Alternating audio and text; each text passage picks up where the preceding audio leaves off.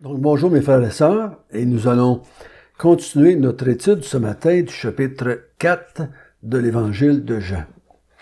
Notre bon Père du ciel, merci que tu nous as laissé ta parole pour qu'on puisse non pas imaginer ce que tu penses, non pas essayer d'inventer des choses par rapport à toi.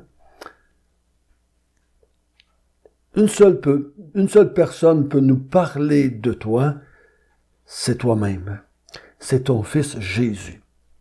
Donc, instruis-nous encore une fois sur ta personne ce matin. Amen. Nous avons commencé hier le texte de ce qu'on appelle le texte de la femme samaritaine. Jésus a rencontré une femme à un puits qu'on appelle le puits de Jacob dans la Samarie. Pendant qu'il est là avec la femme, il lui fait une déclaration formidable. Je peux te donner de l'eau vive ou de l'eau qui apporte la vie.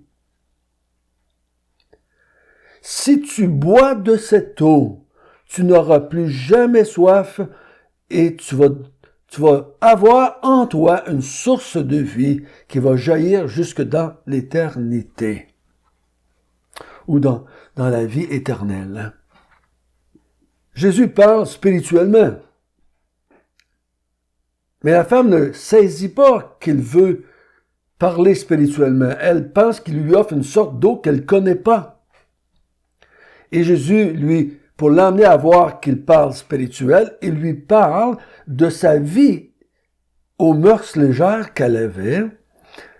Et il lui dit, tu as eu 5 maris et l'homme avec lequel tu vis présentement n'est pas ton mari. Et là, la femme constate qu'il est un prophète venu de Dieu. Et à cause de cela, elle va ouvrir une conversation spirituelle ou religieuse avec Jésus. Elle lui dit au verset 20, « Nos pères ont adoré sur cette montagne, et vous dites, vous, que le lieu où il faut adorer est à Jérusalem. » Femme, lui dit Jésus, « Crois-moi, l'heure vient où ce ne sera ni sur cette montagne, ni à Jérusalem, que vous adorerez le Père. Vous adorez ce que vous ne connaissez pas, mais nous adorons ce que nous connaissons, car le salut vient des Juifs. Mais l'heure vient, et elle est déjà venue, où les vrais adorateurs adoreront le Père en esprit et en vérité, car ce sont là les adorateurs que le Père demande. Dieu est esprit, et il faut que ceux qui l'adorent en esprit et en vérité. La femme lui dit, « Je sais que le Messie doit venir, celui qu'on appelle Christ. Quand il sera venu, il nous enseignera toutes choses. » Jésus lui dit, « Je le suis, moi qui te parle. » Donc Jésus fait une déclaration ici formelle qu'il ne va pas faire souvent devant les gens. Il se déclare lui-même le Messie. Mais reprenons la conversation. Au verset 20, la femme a dit, « Vous autres les Juifs, vous avez un temple à Jérusalem. Nous les Samaritains, on a un temple sur le mont Corizim. » Qui a raison?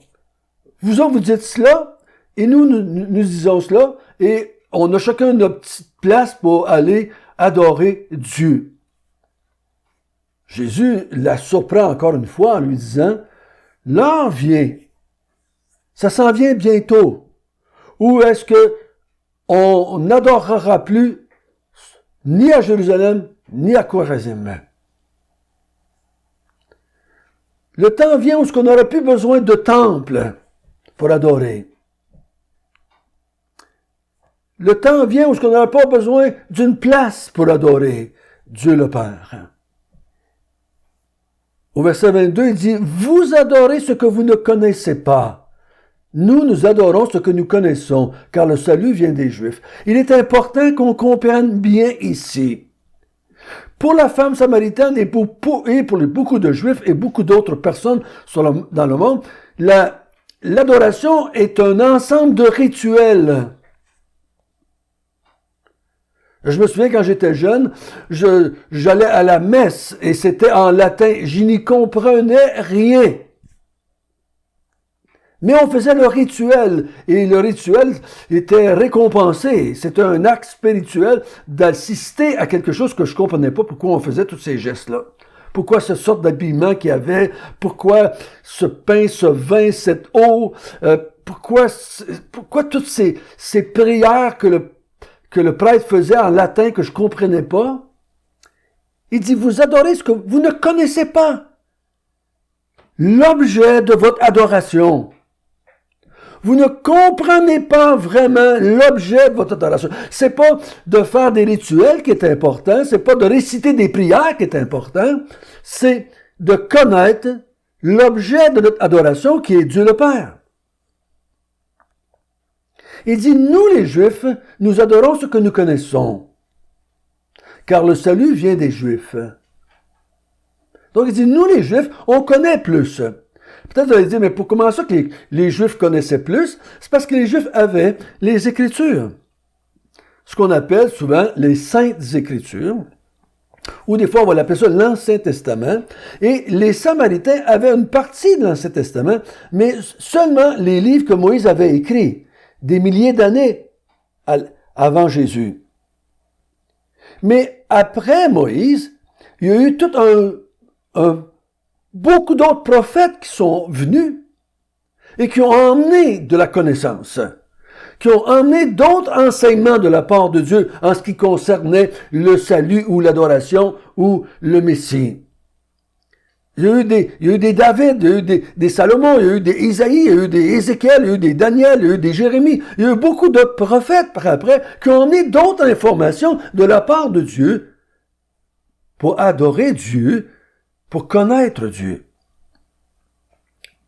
Il dit, vous connaissez pas. Le salut vient des Juifs. Mais je crois que ça va un petit peu plus loin. Le salut va venir des Juifs parce que Jésus lui-même étant juif, il vient amener d'autres informations en ce qui concerne le Père, en ce qui concerne Dieu. Vous vous souvenez que Jean avait dit, dès le début, dans son premier chapitre, que Jésus s'est incarné et il dit Moïse est venu avec la loi, mais Jésus vient avec la vérité. Donc Jésus nous emmène de la connaissance en ce qui concerne Dieu. Ce que Dieu veut qu'on sache à son égard à lui. Verset 23. Mais l'heure vient, elle est déjà venue, où les vrais adorateurs adoreront le Père en esprit et en vérité, car ce sont là les adorateurs que le Père demande. Il dit, l'heure vient, elle est déjà venue. Je crois qu'il parle ici du fait que lui est là.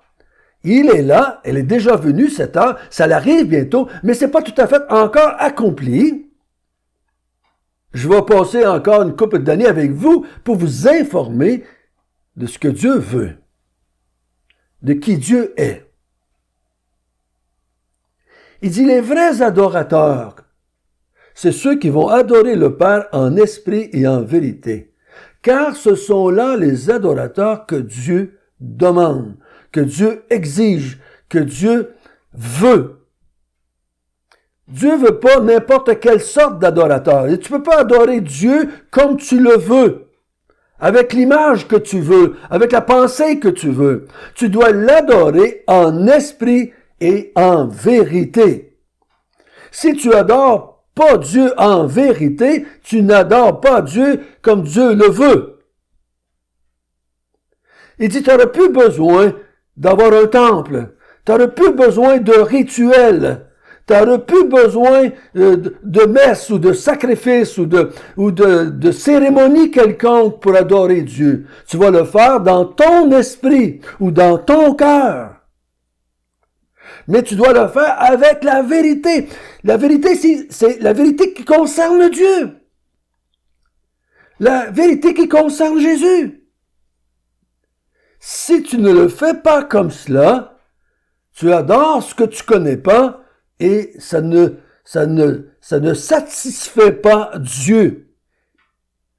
Verset 24, il dit, Dieu est un esprit. Et il faut que ceux qui l'adorent en esprit et en vérité. Donc, ma compréhension de Dieu doit être exacte. Comment je vais savoir qui est Dieu? Quelle sorte d'être il est? Il faut que j'écoute ce que Dieu veut me dire de lui-même, ce que Jésus est venu nous dire de Jésus, de Dieu. Dieu étant un esprit, il le dit dans des mots plus carrés, je peux dire, ou plus drus, dans l'Ancien Testament, il dit, j'ai pas besoin de vaches que vous m'offrez en sacrifice. Je mange pas, moi, des vaches. J'ai pas besoin de votre argent. Moi, de l'argent, j'en ai pas besoin dans mon monde à moi. Je peux pas l'adorer en inventant des rituels qui me font plaisir à moi et qui me calment, qui me donnent une certaine paix à moi. Je dois l'adorer comme il le veut, selon la vérité. La femme répond au verset 25, « Je sais que le Messie doit venir, celui qu'on appelle le Christ. Quand il sera venu, il nous annoncera toutes choses. » Donc, Jésus lui parle, « Vous ne connaissez pas, nous on connaît, il faut adorer selon la vérité. » Et elle répond, oui, tu as raison, mais le Messie s'en vient, le oint de Dieu s'en vient, celui qu'on appelle le Christ. Vous savez que le mot Messie, c'est le mot hébreu, et le mot Christ, c'est le mot grec pour le même personnage. Et dans la foi juive et dans la foi samaritaine, ils attendaient quelqu'un qui viendrait les conduire. Il dit, quand le Messie sera venu, il va nous dire cette vérité-là. Il va nous annoncer toutes choses. Il va nous dire la vérité en ce qui concerne Dieu. Et Jésus lui dit, je le suis, moi qui te parle. Je suis venu, moi, vous dire la vérité en ce qui concerne Dieu et Jésus. Et les grandes vérités de l'évangile de Jean en ce qui concerne Dieu, c'est que Dieu est trinitaire. On a Dieu le Père, on a Dieu le Fils, et on va voir plus loin aussi le Dieu, le Saint-Esprit. Les Juifs n'avaient pas cette compréhension-là, ni les Samaritains qui n'avaient pas cette compréhension-là. Il dit, vous devez comprendre qui est Dieu, si vous voulez comprendre comment Dieu va sauver le monde. Le Messie venait premièrement pour nous annoncer, pour nous dire, pour nous amener la vérité en ce qui concerne Dieu et Jésus-Christ. Quand je comprends bien Dieu, qui il est, ce personnage qui a trois personnes en lui-même pour n'en former seulement qu'un, ce personnage-là, faut que je le connaisse si je veux comprendre le salut qu'il offre. Si je comprends pas bien qui est Dieu et qui est Christ, je vais m'inventer un salut. Je vais m'inventer toutes sortes de religions. Parce que je comprends pas vraiment, j'ai pas la connaissance qu'il me faut pour m'approcher de Dieu comme il le veut. Je peux pas m'approcher de Dieu comme je veux. Puis je peux pas m'approcher de Dieu en pensant qu'il est ce que je veux. Je parlais à quelqu'un avec une fois de Dieu, puis il dit, « Ah, François, moi, j'ai mon Dieu, j'ai mon image de Dieu, j'ai mon Dieu à moi, et tu peux avoir le tien si tu veux, tu peux voir Dieu comme tu veux, moi je le vois de telle façon et c'est correct. » J'ai dit non, c'est pas correct. Jésus, il dit, tu dois l'approcher avec la vérité que lui, Jésus, a emmenée. Tu peux pas t'inventer un Dieu comme tu veux. C'est une insulte. Hein? Ça serait même une insulte pour une personne qui est autour de nous pour qu'on l'approche avec nos idées. Ah, mais ton conjoint dit, moi, je suis pas comme ça. Mais moi, je te veux comme ça. Moi, je pense que tu es comme ça. Tu devrais être comme ça. Donc, c'est une insulte à la personne. Et c'est une insulte envers Dieu aussi. Jésus, c'est le Messie. Celui qui vient de la part de Dieu. Mais comment est-ce que je vais pouvoir devenir un adorateur en esprit et en vérité? La première chose, faut pas oublier notre contexte, c'est ce que Jésus avait dit à la femme samaritaine. Je suis venu vous emmener la vie. Je suis venu pour vous emmener de l'eau. Une sorte d'eau que si tu la bois, tu vas avoir la vie éternelle. Tu vas avoir la vie spirituelle. Si tu as cette vie-là, si tu bois de cette eau-là, qui est ses paroles, parce que ici il vient de transférer la connaissance, je suis venu pour vous emmener la vérité, je suis venu pour vous annoncer toutes choses. Il dit, si vous buvez de cette eau, est-ce que vous recevez la vie, vous allez devenir des adorateurs de Dieu en esprit et en vérité. Tu ne peux pas adorer Dieu en esprit et en vérité si tu n'as pas reçu la vie avant. La vie que Jésus apporte avec lui quand il est venu dans le monde. C'est ça qu'il a dit, je suis la vie. Quiconque croit en moi a la vie. Donc je dois croire ce qu'il a dit de Dieu et de lui-même. Je peux pas être un adorateur de Dieu tant que j'ai pas reçu la vie. Et c'est cette vie-là qui va me rendre capable d'adorer Dieu en esprit et en vérité. C'est pour ça que les gens dans le monde, dans toute l'histoire de l'humanité, on s'invente des religions et des rituels. L'homme est dans sa nature humaine de pécheur, est incapable d'adorer Dieu en esprit et en vérité. Donc, il s'invente des religions. Il se fait des dieux en plâtre, en bois, en argent, en cristal. On se fait des dieux, on s'invente toutes sortes de choses parce qu'on a besoin de voir, de toucher quelque chose, de sentir quelque chose. On a besoin de lui donner des choses, soit un animal, soit de l'argent. Il faut du matériel parce qu'on est incapable d'adorer Dieu en esprit et en vérité parce qu'on n'est pas né de nouveau comme Jésus avait demandé à Nicodème. Parce qu'on n'a pas cette vie qu'il offre à la Samaritaine. Nous ne l'avons pas en tant qu'être humain. Nous sommes des gens spirituellement morts, séparés de Dieu, incapables de comprendre Dieu, incapables de voir Dieu dans sa réalité. Jésus vient, puis il dit, je viens vous apporter la vie. Cette vie-là va vous rendre capable d'adorer Dieu en esprit et en vérité. Demain, nous allons continuer cette conversation avec la femme et avec le village des gens de Samarie. Notre bon Père du ciel, merci que tu as envoyé ton Messie, ton oint. Tu as décidé un jour d'envoyer toi-même dans la personne de Jésus. Jésus n'est pas moins que toi, n'est pas différent que toi. Il fait partie de toi. C'est pour ça que Jean dit, il est sorti de Dieu. Il est sorti du sein de Dieu pour venir nous annoncer toutes choses qui concernaient le Père et le Fils. Merci que tu ne nous as pas laissés dans l'ignorance. Merci que tu ne nous as pas laissés dans les ténèbres. Merci que tu ne nous as pas laissés dans la mort. Tu offres la vie, tu offres la vérité à ceux qui croient en Jésus. C'est en son nom que nous te prions. Amen.